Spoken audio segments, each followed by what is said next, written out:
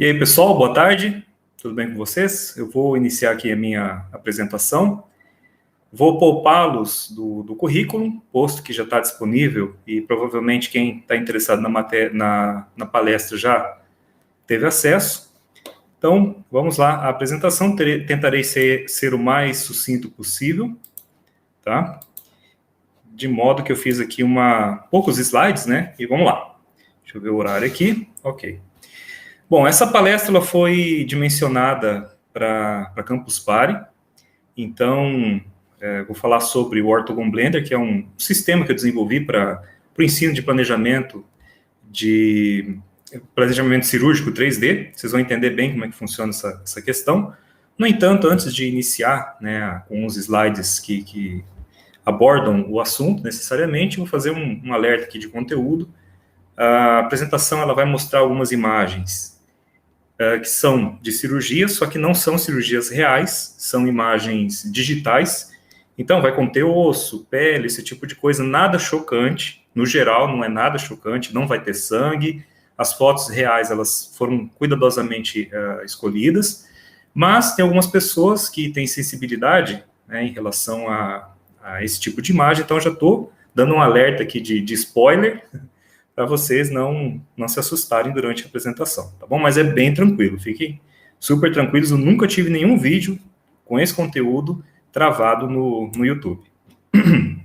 Bom, então, antes de iniciar mesmo com essas imagens e essa abordagem, eu vou explanar acerca dos critérios utilizados para essa apresentação. Então, geralmente, quando eu apresentei as outras palestras na Campus Party, do Brasil, algumas Campus Party regionais e também no México, geralmente eu falava sobre a computação gráfica 3D de modo geral, falava sobre reconstrução facial, falava sobre assuntos mais tranquilos e, digamos assim, mais divertidos. Essa é a minha primeira palestra mais séria, né? Então ela não vai ser no mesmo estilo das outras. Quais são os critérios? Bom, eu selecionei todos os trabalhos que tiveram publicações em revistas científicas, ou casos reais, e projetos envolvendo o add-on e os usuários, ou que tivesse alguma coisa a ver, né, com o add-on e os usuários. O que é o Ortogon Blender? Grosso modo, o Ortogon Blender é um add-on para o ensino de planejamento de cirurgia ortognática. Vocês vão entender o que é cirurgia ortognática mais para frente, né? Ele foi criado por mim, né, pela minha pessoa, Cícero Moraes, pelo Dr. Everton da Rosa e pelo Dr. Rodrigo Dornelles. E como o próprio nome diz, ele é baseado no Blender, que é um software de computação gráfica 3D, computação e animação, e ele foi escrito em Python, o Ortogon Blender. Só que não é só isso, né? Ele tem uma série de outros mecanismos que a gente meio que juntou tudo para permitir que o usuário tivesse um acesso mais tranquilo a ferramentas que o Blender não fornece naturalmente, né, originalmente. E o mais importante, ele roda nos 3 sistemas operacionais mais populares do mercado. Ele roda no Windows, ele roda no Linux e ele roda no macOS X. Ou MacOS, né, dependendo de como que você chama o sistema.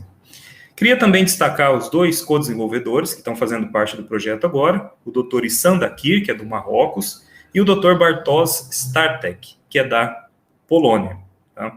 Então, eles estão desenvolvendo também ferramentas, e vejo que é interessante, são 2 pessoas de países bem distantes, e que os idiomas não têm nada a ver com o português, e vocês vão ver que é interessante essa questão do português, né, e dos outros idiomas, e como o pessoal está aprendendo a trabalhar com esse add-on. Aqui tem um esquema que ele explica, grosso modo, né, como é que funciona o Ortogon Blender. Deixa eu ver uma coisa aqui, está aparecendo o meu mouse. O Ortogon Blender, como o próprio esquema aqui já está demonstrando, ele está ligado ao Blender, tá? Então ele tem uma ligação direta com o Blender. E o Blender, ele é um programa muito robusto, ele é um programa muito bom, só que ele não faz tudo, né? No entanto, ele não faz tudo, mas ele fornece uma possibilidade de você linkar o Blender com outros programas e fazer coisas que o Blender originalmente não faz. Eu selecionei algumas coisas, não são todas as coisas que o Ortogon Blender permite, mas são as mais notórias, as mais curiosas, mais utilizadas. Eu vou iniciar aqui com a tomografia. Bom, o pessoal que trabalha na área médica, eles precisam muito de tomografia computadorizada, de acessar a tomografia, de ler a tomografia, de reconstruir essa tomografia. O Ortogon Blender permitiu a leitura, a exportação, a reconstrução e a edição de tomografia computadorizada. Não que necessariamente o Blender não leia o arquivo de tomografia, porque muitos deles têm uma forma de compressão que é compatível. Então, você pode abrir um arquivo Daikon, dependendo de como ele foi gerado, e ver o conteúdo no Blender. Mas a maioria dos arquivos você não consegue sequer ver. Então, o Ortogon Blender permitiu você fazer tudo isso. Você ver, você exportar, você reconstruir e você editar, né? Também nós temos a fotogrametria. O que é a fotogrametria? Grosso modo também, você tira várias fotos de um objeto e converte essa sequência de fotos num objeto tridimensional. Eu vou abordar isso mais para frente, tá? Só estou explicando por alto aqui o que é cada um dos conceitos. Boolean, né? Gráficos booleanos. O Blender, ele tem gráficos booleanos. Você pode fazer, né, algumas operações booleanas dentro do sistema. No entanto, pela natureza do Blender, ele não foi desenvolvido para você trabalhar com malhas muito complexas. Quando você vai para a área médica, ela pede muito do computador, pede muita memória RAM, pede muito espaço. E, dependendo da booleana que você vai fazer, do cálculo, ele não vai ser bem sucedido, ele dá zica, ele dá bug, né? Nós utilizamos uma booleana, um standalone externo, que faz essas operações externamente e devolvem a saída ao Blender, permitindo que a gente faça operações muito complexas com estruturas orgânicas. Medidas aqui e relatórios, né? Ele permite também fazer medidas, só que não são medidas específicas, que são utilizados na área da saúde, que são as cefalometrias, né, e outras abordagens. Alguns ângulos também. Então, a gente, além de fazer esses levantamentos, também gera relatórios, e esses relatórios permitem que o especialista, munido dessas informações, possa fazer uma abordagem específica em cima do problema, né, que ele está trabalhando. Segmentação. Aliás, vou falar antes da antirretenção. O que é antirretenção? Quando você vai trabalhar em algumas áreas da saúde, você precisa fazer guias cirúrgicos que sejam acoplados a partes específicas da anatomia.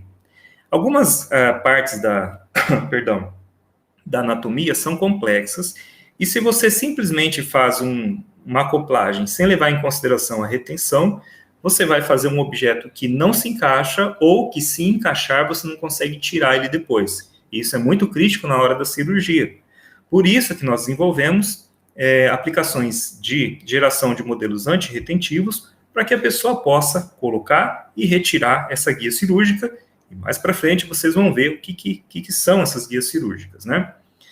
Segmentação. O que é a segmentação? Segmentação na área da saúde é muito, muito, muito importante. Por que é importante? Porque, sei lá, 75%, 60% do trabalho é segmentação. Se você vai trabalhar na área de cardio, você tem que fazer a segmentação dos tecidos. Se você vai trabalhar na área da ortognática, que é o que o Ortogon Blender originalmente foi desenvolvido, você precisa segmentar osso, tecido mole, dentes e outras estruturas. Então, segmentação é essencial.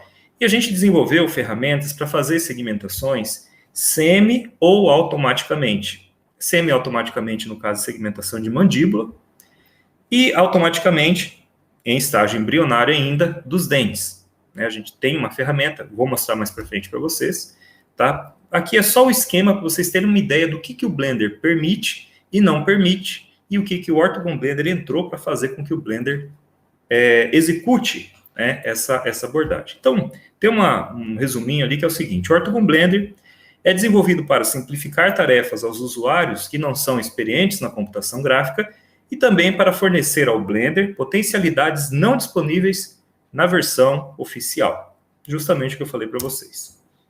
Então, eu vou iniciar aqui com algumas demonstrações. Como nós temos pouco tempo, apesar de 55 minutos parecer muita coisa, 50 minutos, é pouquíssimo tempo para explanar acerca de conceitos que envolvem a computação gráfica para a medicina. Então, eu vou ter que mostrar algumas coisas estáticas. Se vocês tiverem interesse, eu vou deixar o contato e aí vocês podem, posteriormente, entrar em contato e solicitar um material específico do interesse de vocês. Então, vamos iniciar aqui com a tomografia computadorizada. Tá? Essa imagem eu gosto muito dela, é uma imagem que mostra bem as possibilidades de você usar a tomografia computadorizada dentro do Ortogon Blender.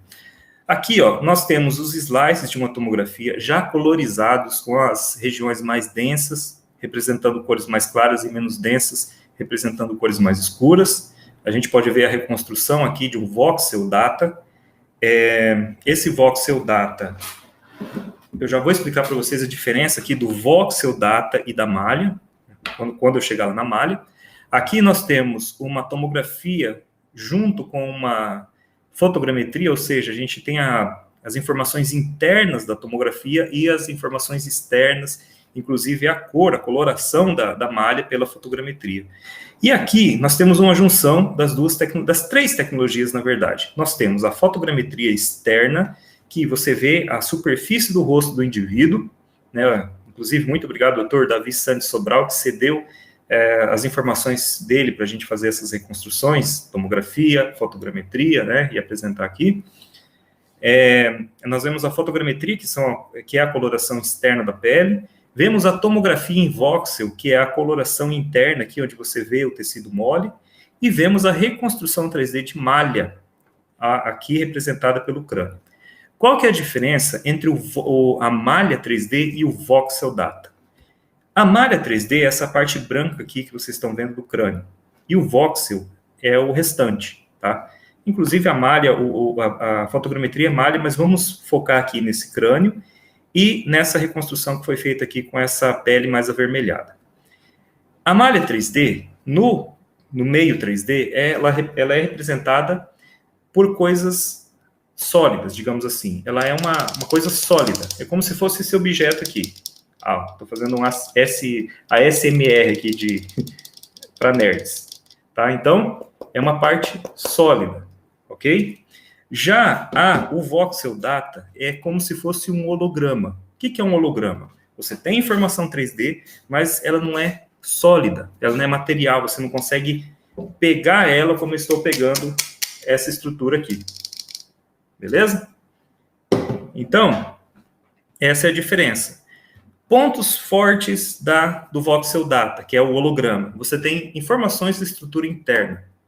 Pontos fracos. Se você precisar imprimir isso em 3D, vai ser bem complicado, porque para impressão 3D, você tem que segmentar, você tem que indicar qual a parte que vai ser impressa em 3D. E isso acaba limitando muito a forma da estrutura e as informações contidas naquela estrutura, tá bom?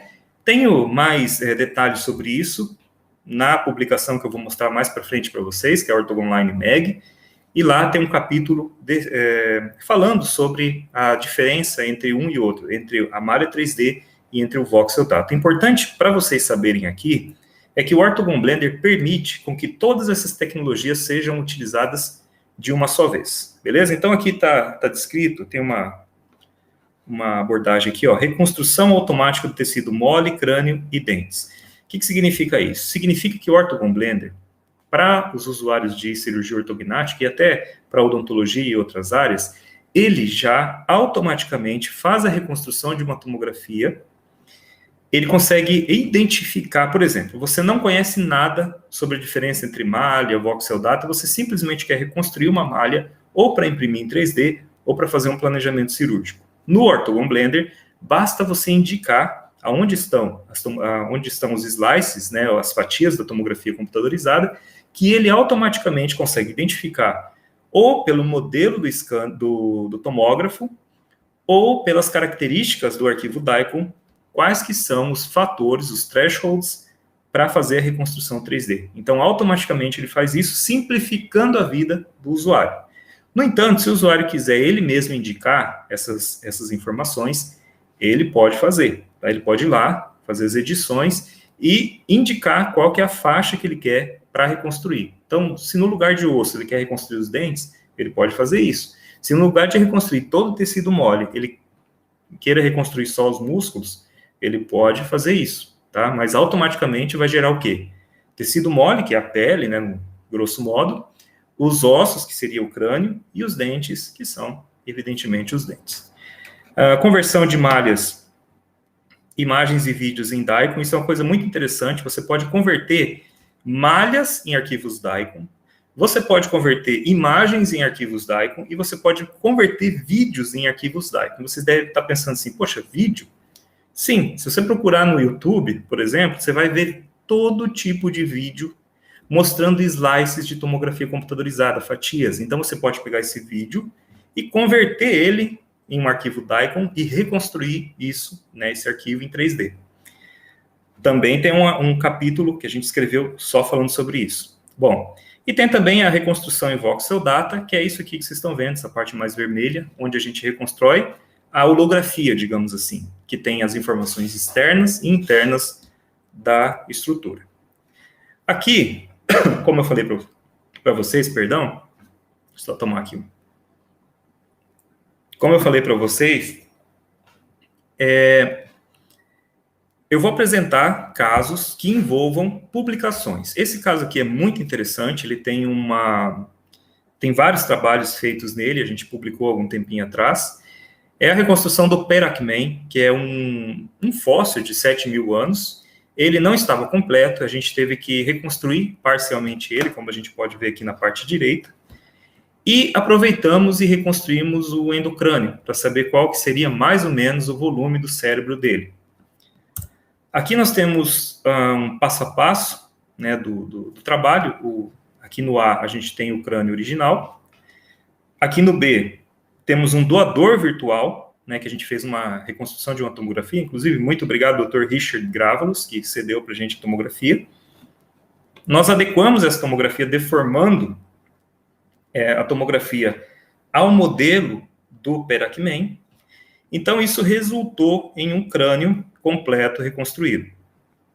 A gente aproveitou essa estrutura do crânio e gerou um negativo na região do endocrânio lá, e conseguimos fazer o levantamento da volumetria do que poderia ser o cérebro, certo? Então, no H ali a gente vê esse trabalho, tá? Foi um trabalho muito interessante que envolveu todas essas ferramentas. Voxel data, reconstrução de malha, deformação de tomografia advinda de um doador virtual. E aqui, a parte final do trabalho foi bem legal, que a gente criou uma tomografia fake, uma falsa tomografia.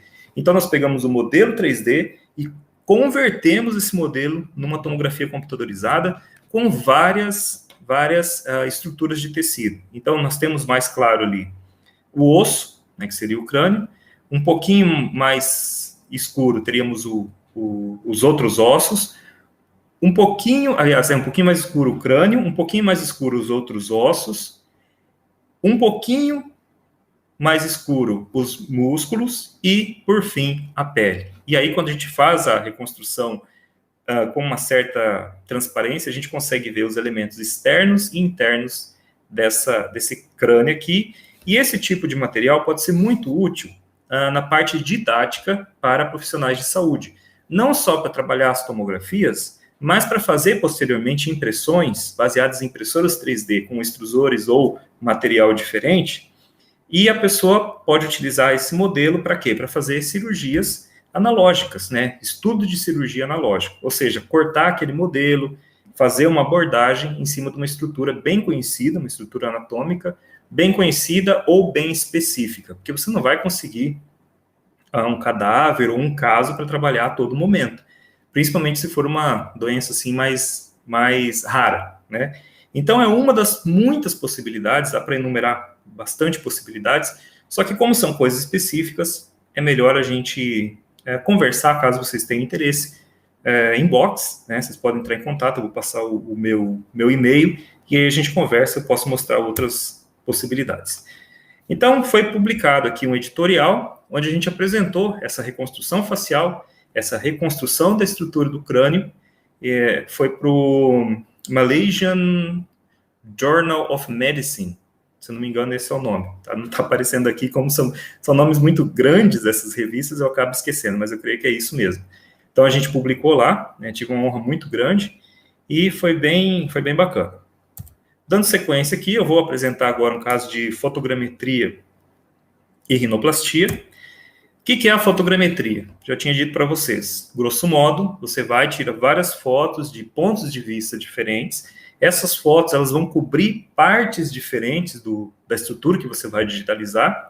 Não serve só para rosto, mas vamos focar aqui no rosto, porque a gente está falando de saúde, né? Saúde humana, área da medicina. Então, você faz as fotografias, e o Orthogon Blender, ele não só faz a reconstrução, como ele também tem a possibilidade de fazer uns trabalhos para deixar mais aguçada a superfície, de modo que a pessoa veja detalhes dessa superfície, como a gente está vendo ali, os poros da pele, os detalhes das marcas de expressão. Então, o Orthogon Blender, ele não só faz uma ponte entre um aplicativo externo e o Blender, ele também utiliza estruturas do Blender para melhorar o resultado desse aplicativo, do output desse aplicativo externo. Bom, então aqui nós temos uma rinoplastia digital, né, onde a pessoa pega essa tomografia, essa fotogrametria, uma fotogrametria que precisa ter uma boa resolução do nariz, tá? E aí a pessoa, ela faz aqui uma escultura digital. É muito importante deixar claro que quem vai fazer essa rinoplastia digital tem que conhecer da área. Qualquer planejamento cirúrgico que é feito, é necessário que o especialista entenda bem da área, tá bom? Isso aqui não é qualquer pessoa pegar, vou fazer aqui mexendo no nariz, ou vou fazer um planejamento cirúrgico, não é bem assim. Então, o Orthogon Blender, ele é feito para especialistas desenvolverem, né, fazerem o seu planejamento. Já vocês vão ver o nível de dificuldade disso. Então, aqui, o especialista, inclusive o doutor Davi Sobral, novamente, muito obrigado por ceder o caso, você tem uma face aqui original, né, anterior ao planejamento, e aqui ao centro a gente tem o pós-cirúrgico digital. E qual que é a grande sacada dos programas de planejamento cirúrgico? Ele não serve apenas para você fazer um planejamento e ficar olhando, olha que beleza, fiz aqui o planejamento. Ele serve para você criar um elemento que vai permitir, né, você ver se a cirurgia real está compatível com aquilo que você estava planejando. No caso aqui, a gente gera um guia, esse guia branco aqui, que durante o processo de cirurgia, isso aqui é impresso em 3D, esse guia branco, e tecnicamente é para ele se encaixar o nariz no pós-cirúrgico. Se eu não me engano, foi criado na Turquia. Essa abordagem é muito interessante. Então, você pega, faz o planejamento, vê como deveria ficar o nariz, gera esse guia cirúrgico, e durante a cirurgia, quando você finaliza lá, né, o especialista, ele vai e testa e vê se é compatível. E realmente é muito interessante. Como que funciona? Eu não vou poder mostrar para vocês, porque, né, a imagem envolve muito sangue e as pessoas podem ficar um pouco sensíveis em relação a isso. No entanto, o especialista, ele testa e encaixa, sabe, como uma luva na hora. Muito, muito, muito interessante. Beleza? E a gente publicou esse trabalho, né, saiu numa publicação da Oxford University Press, o nome é grande, vou ter que ler aqui, na Aesthetic Surgery Journal. Esse simplesmente é o jornal número 1 no mundo em cirurgia estética e número 2 em cirurgia plástica. Então, ele é bem notório e muito importante. E eles permitiram que a gente publicasse, né, esse relato aí de caso, e para a gente foi uma honra tremenda. Imagino que, pelo fato de ser um software livre, aberto e disponível, né, isso causa um interesse maior. Cirurgia ortognática. Originalmente, o Orthogon Blender ele foi desenvolvido para cirurgia ortognática, certo? Aqui nós temos um caso, né, dessa cirurgia ortognática. Temos o pré, que está à nossa esquerda, e o pós, que está à direita. Grosso modo, o que é uma cirurgia ortognática. Eu, tecnicamente, seria um paciente de cirurgia ortognática. Por quê? Está em baixa resolução, mas quando eu falo, meus dentes superiores não aparecem. Pessoas, se você for conversar, pode prestar atenção que o dente superior aparece, né? O meu não. Por quê? Porque eu tenho uma deficiência de crescimento da maxila. Então, eu seria um candidato para esse tipo de cirurgia, mas não é só isso. Nesse caso aqui, nós estamos vendo um paciente que teve uma má formação na parte, principalmente inferior, né, na mandíbula.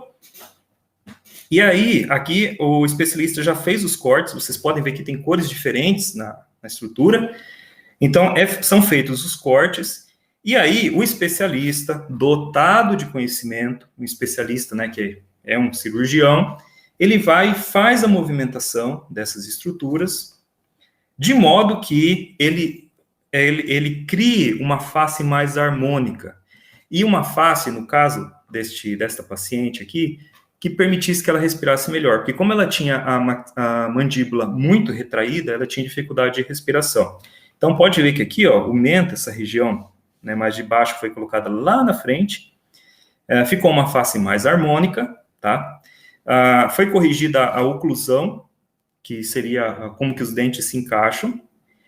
E aí ela tem uma face, assim, mais harmônica, mais agradável e, principalmente, mais saudável. Ela vai respirar melhor. E como eu disse para vocês, e como foi o caso da rinoplastia, isso aqui não se limita apenas a ter uma ideia do que vai acontecer, aonde que vai cortar. Os especialistas, eles vão gerar, a partir desse trabalho, eles vão gerar o quê? Vão gerar guias. E não apenas o guia para ver se a cirurgia está ficando certinha. Eles vão gerar guias de corte. Veja que aqui nós temos 2 tipos de guia. À esquerda, nós temos o guia de corte, ou seja, é um guia que ele utilizou como âncora os dentes. Então, ele criou uma peça que encaixa nos dentes, certo? No dente da mandíbula, e quando encaixar, ele vai indicar certinho ali no osso a região que vai ser cortada. Então, esse é um guia de corte, mas tem outros tipos de guia. Aqui a gente pode ver o guia de encaixe, que está à direita, né? Esse guia de encaixe aqui, quando a pessoa cortar o osso, ela tem que saber aonde que esse osso vai parar. Porque quando o especialista faz essa abordagem, da onde que os ossos precisam estar, ele não simplesmente faz olhando. Existem cefalometrias, existem abordagens que mostram para ele os parâmetros de deslocamento, tá? Inclusive é uma realidade bem documentada, essas cefalometrias e tal, e aí ele tem que saber onde que vai parar, quantos milímetros aqui. Não tem como ele ir lá e medir. Na verdade tem, mas é mais tranquilo fazer isso, fazer um guia. E é por isso que as pessoas fazem planejamento cirúrgico. E tem uma outra coisa muito interessante. Ele tem que colocar ainda uma placa para parafusar essas 2 estruturas. Por quê? Porque não pode ficar boiando essa estrutura, né? Ficar solta. E imagine o seguinte, se ele fez um planejamento cirúrgico, ele pode muito bem mandar imprimir essas peças, tá?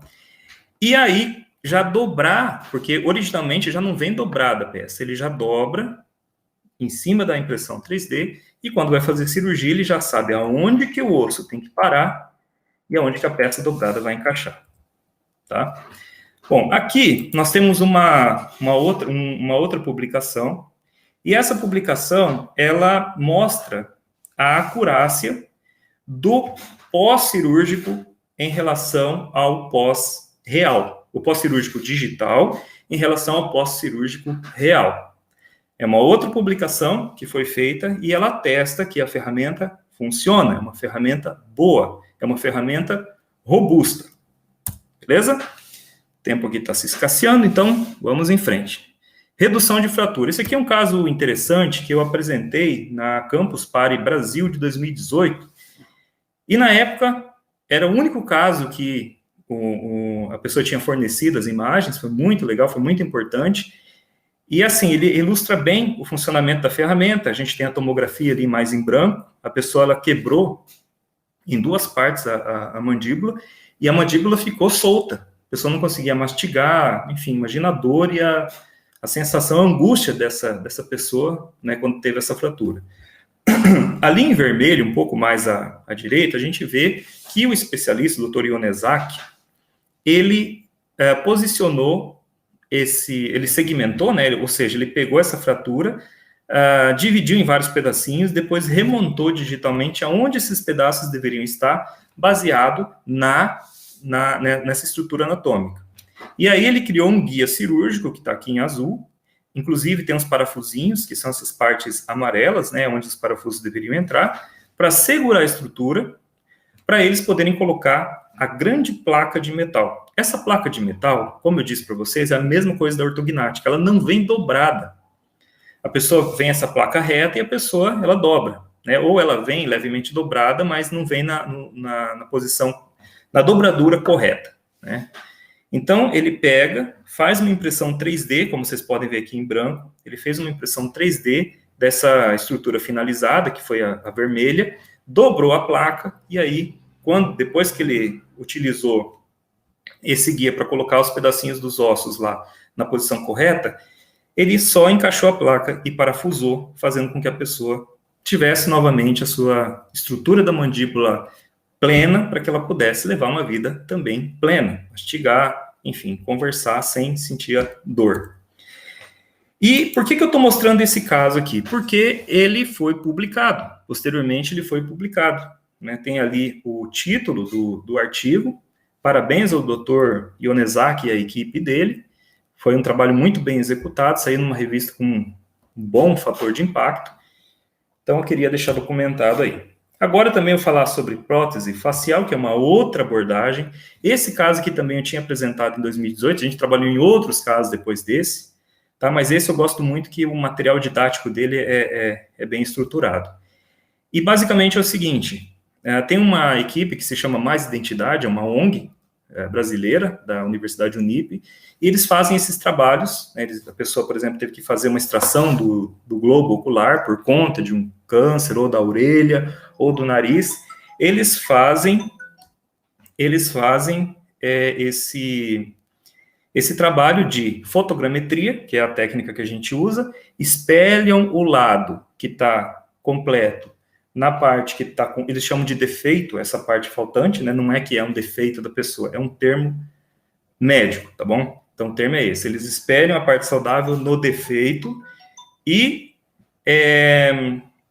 eles conseguem fazer os gráficos booleanos que eu abordei para vocês e geram um 3D, esse 3D impresso, ele gera um negativo e esse negativo é gerado esse negativo, e esse negativo, ele é impresso ele é preenchido com silicone, tá? E esse silicone, ele recebe uma pigmentação e que a gente tem a face. Por que eu estou mostrando para vocês esse caso aqui? Porque a gente fez também uma publicação científica, está disponível abertamente, é um artigo aberto. Quem quiser baixar ou quiser ler a técnica, está toda descrita lá. A gente ficou muito feliz, parabéns ao pessoal do Mais ID, né? Mais Identidade, e vamos seguir. Bom, tem aqui um caso muito interessante, que é a extração de cisto, tá? Deixa eu só ver como que tá a live aqui, pessoal, porque eu tô com uma tela, só, e eu não consigo ver paralelamente. Beleza, tá tudo certinho, ok. Aqui nós temos um outro caso, esse caso sou Joe, para vocês verem como eu confio no programa, no EDOM. Eu tive um cisto, eu fiz um canal, né, esse canal apresentou um problema, eu não estava sentindo, mas como eu fui fazer uma visita lá, um pós-cirúrgico, não sei como é que se chama, canal se cirurgia, mas enfim. E aí identificaram que tinha um probleminha, eu fui fazer uma tomografia e apareceu esse cisto. Então eu baixei essa tomografia computadorizada, fiz a extração do cisto, como vocês podem ver ali, né? Isolei ele, fiz a segmentação, que a gente chama, e aí eu fiz aqui embaixo, né, na parte esquerda inferior, tem um escaneamento intraoral, e esse escaneamento ele serve para a gente ter uma estrutura com maior precisão dos dentes. Então, a gente tem estrutura interna, onde aparece o cisto advinda da tomografia computadorizada, e temos uma estrutura mais bem detalhada externamente, que advém do scanner intraoral. E aí, eu isolei onde estava o cisto, e uma vez que a gente sabe onde que está o cisto, é possível você criar um guia. Aqui a gente vê, ó, por exemplo, o cisto está aqui, no A, né? No B foi criado um guia que bate certinho com a posição do cisto. Esse guia permite com que o especialista, ele não tenha a maquininha, ele pega aquela maquininha dele, ele vai conseguir inserir nessa área para retirar o osso e retirar o cisto.